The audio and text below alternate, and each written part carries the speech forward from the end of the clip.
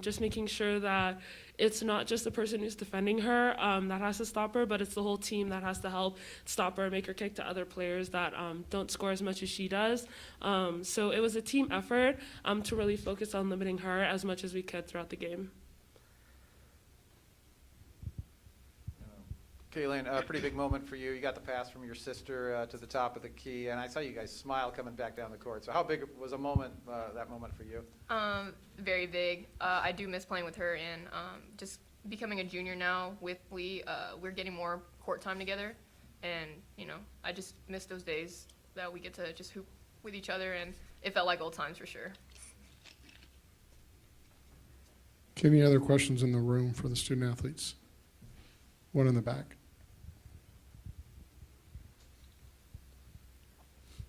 I suppose this will be a question for both of you. With March Madness around the corner, a couple outlets had you guys on the bubble. Just how big is that to get a win here today with that just around the corner?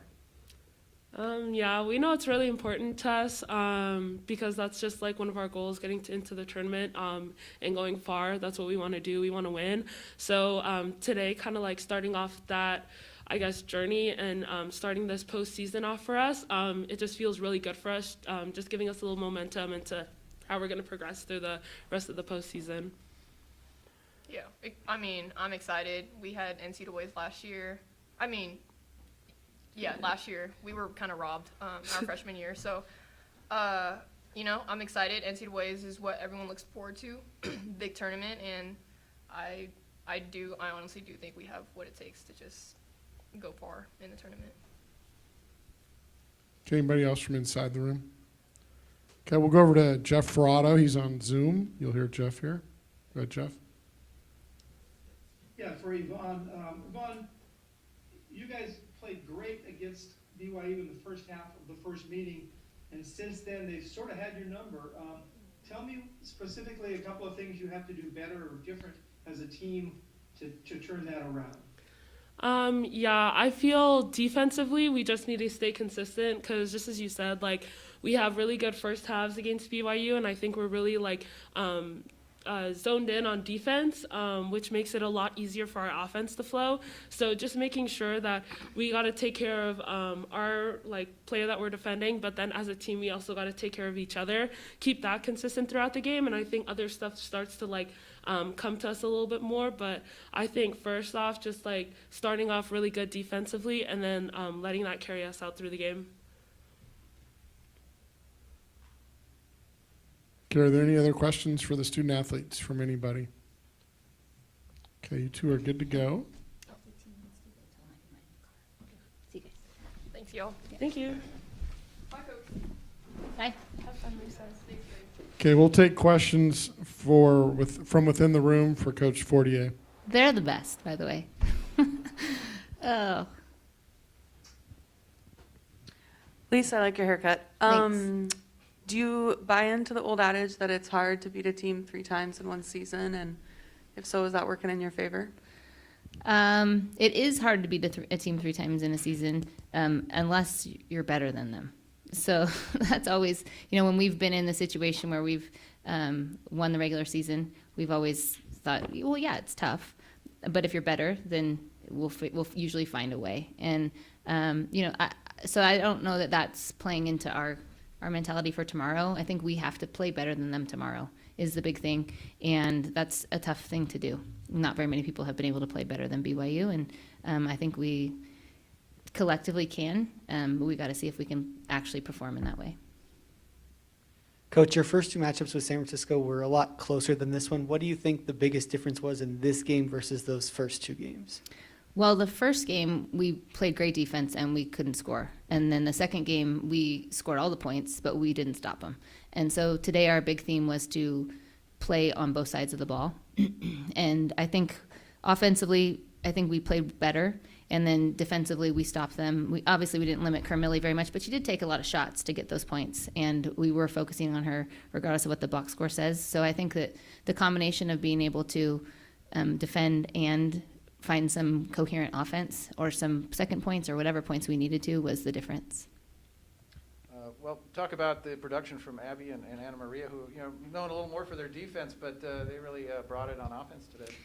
Yeah, well, last time Abby had a lot of open looks, and this time Anna had a bunch of open looks. So I think at BYU, they pick different people to help off of, or, they were worried about different things at different times. And I think the first time we played them, they were really worried about our interior, and specifically Mel and Vonnie. And then today it looked like they were trying to key in on some other players who had some success. And I just love that those guys are, everybody would say more role players, but that our role players have to be ready just as much as our more go-to types of players. I mean, we have 4 or 5 of them who are averaging around 10 or 11, 12 points, and then Abby and Anna come next. And so just like Vonnie and Lynn have to be ready when they come off the bench. A lot of people think they should start, but whatever. They have to be ready when their name is called. And with our team, I think people play their role very well, and I just love that Anna and Abby were ready to go when they were needed today.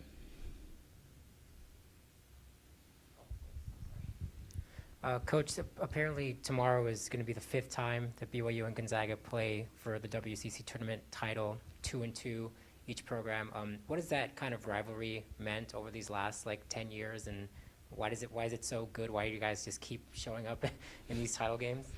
Well, you can't have a rivalry if one team wins all the time, right? So that's the first thing that's, if you define rivalry, it's when you go back and forth, when each team takes a turn, whatever it is. And I think that since they've come into the conference, it's been a great lift to our conference. They're a really good team. They're very competitive every year, even in the years where they might be under-talented, which is certainly not this year. They have a lot of talent. But even in the years where they're a little bit down to their standards, they still always compete.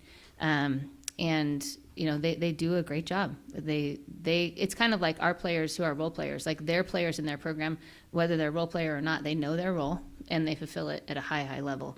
And I think that teams that are cohesive and to understand their role are usually the best ones, not necessarily the ones with most talent. And so this year we have a different challenge because they are the team with all the talent, but it just doesn't kind of matter in those rivalry situations. There's been years when we've been better than them and they've beaten us, you know what I mean, and vice versa. And so that's what makes it fun. Those are the kind of games that as an athlete and as a coach you want to play in, and then at the end of the day you just hope that you look up the scoreboard and you have more points than they do. But I'm appreciative of the rivalry because I think it brings out the best in both teams. You're usually going to get the best effort and hopefully the best execution. Otherwise, it's going to go to them that day. Coach, you talked a little bit about the team's ability to overcome adversity in this game. Can you elaborate on maybe their ability and how they handled some adversity when it comes mentally and emotionally with the injury to Bree after practice and kind of how they've handled that? Yeah, it's a bummer. She's been playing very well. I think she's been playing more confidently as a freshman who has played around 8 minutes a game. She hasn't been able to gain the confidence early on if she played in 30 for the first 5 games or something like that. So it's taken some time for her to get that confidence, and I'm unfortunate to see it at any time in the season, but certainly as we're about to head into this time of year. And our team is full of deep feelers. I've mentioned this. Anyone who's been to Gonzaga or who was there on last Saturday at senior night, you heard me talk about how much they care about things. They care a lot about their teammates. They care about issues. And so this one has been very tough for our team. I think Bree's probably handling it better than everyone else around her. We've moved on from it a little bit because we had games to play. But it's a bummer. You never like to see it. And, hopefully she'll be gaining valuable experience just of what it's like to be in the postseason, even without being able to do it on the court, so that next year when we get to this time of year, she'll be, at least a little bit more ahead of the curve than a typical freshman or something would be. Lisa, I asked Kaylin and Yvonne this, but I kind of want to get your take on it as well. I guess first off, how much pressure was there heading into today with you guys being on the bubble for March Madness? And then I guess following that up, just what a relief is it to get the win here today? I don't know. I don't really feel pressure. I feel like I show up to the games and there's going to be people who are mad at me. I'll probably get some emails about getting a technical, which I probably shouldn't have done. I didn't agree with the call, but there's people who are going to be mad at me when we win by 100 and I didn't play these guys enough, and there's going to be people mad at me when we lose. So I think somewhere along my coaching tenure, I've just moved it out of my mind, and try to do what I teach to the team and just focus on right now. Because as soon as you get excited, or overvalue the NCAA tournament or this particular game or whatever, you get tight, you struggle, and I just haven't had success in that way. As a coach, I'm not my best when I'm focusing on those things. So I haven't felt the pressure. I do know how to read, and people do send me a lot of messages, and so I know what the situation is. We are just trying to control our own destiny at this time. We always are when we get here. We schedule for an at-large bid, and then we try to come here and win the tournament, because that's, I think, how it's best to do. So I do have confidence in the way we scheduled set up our schedule this year. I would have liked to have a couple more wins in it, but I think that it's okay. And certainly we're one step closer to achieving that next goal. Okay, anybody else from in the room? Okay, we'll go to over to Zoom and Jeff Ferrato. Go ahead, Jeff. Hello, Lisa, congratulations. Thanks, Jeff. You were complimentary to BYU, but can you tell us specifically what sorts of things you think you need to do better after you played so well the first half of the first game, and then since then, quite a bit tougher for you guys? Yeah, well, we need to guard them better, to be honest with you. They're a really good defensive team, and we're going to find a way to make baskets, but we have to stop them. One game it was Paisley, and the next game I believe it was Shaley and some others. So we just have let players get loose on us.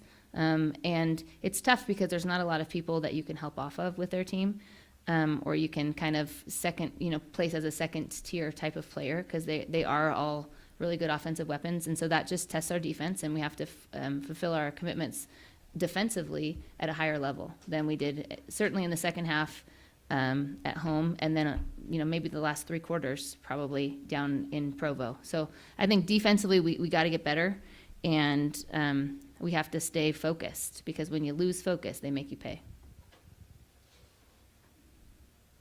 Thank you. Yep. Question in the room, go ahead. Lisa, we talked a lot after the first semi about how good BYU is, what a good season they've had. For a long time, the WCC on both the men's and women's side has been thought of as Gonzaga and everyone else. BYU having a great year, not being talked about much nationally. Do you think that's because that your conference and maybe even the West region in general is still not as well respected as it should be? There's just a lot of haters out there. I don't know. They find something that they want to hate. We've been in the same position as they are. We've been really good. The year that the NCAA tournament got canceled, we lost to Portland here, but we were gonna be a top 4 seed. And there's not a lot. If you watch the rankings and the polls and stuff, if BYU loses a game, they drop dramatically, and some of these other guys, they lose a game and they stay the same or drop 1. And so I do think there's a little bit of that lingering bias, but anybody who knows, I'm a voter, and I know their team, and so I know how good they are. If you've paid attention and you know basketball, then it's not an issue for you. It's just the people who are kind of going through the motions a little bit, because they are good, and it doesn't matter what conference they play in, or look at who they've played. They've played a tough schedule, and they deserve the recognition that they deserve. And I do believe that it could be a little bit more, and I feel them. So.